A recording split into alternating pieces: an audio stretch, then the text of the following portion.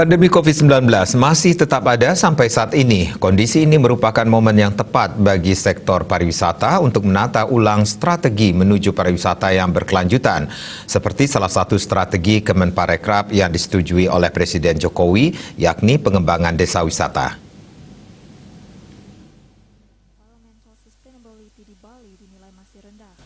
Kepala Kantor Perwakilan Bank Indonesia BI Bali Trisno Nugroho mengatakan, selama pandemi COVID-19 masih berlangsung, maka desa wisata dipersiapkan sebagai penopang pariwisata yang berkualitas, berkelanjutan, berbudaya, dan berkearifan lokal.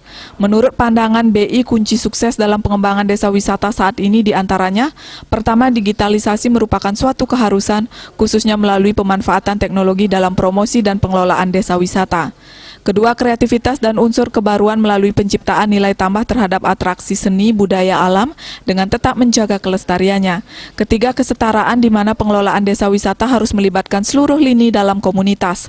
Selanjutnya, keempat, penerapan protokol kesehatan CHSE dalam lingkungan desa wisata sesuai dengan standar sertifikasi dari Kemenparekraf, sebagaimana diatur dalam Peraturan Menteri Pariwisata dan Ekonomi Kreatif Nomor 13 Tahun 2020 tentang standar dan sertifikasi kebersihan, kesehatan, keselamatan, dan kelestarian lingkungan sektor pariwisata dalam masa penanganan pandemi COVID-19.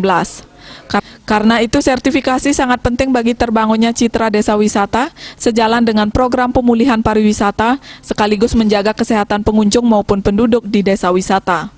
Saat ini Desa Penglipuran tercatat telah memiliki sertifikat CHSE, nantinya diharapkan seluruh desa wisata yang ada di Bali dapat memperoleh sertifikat ini.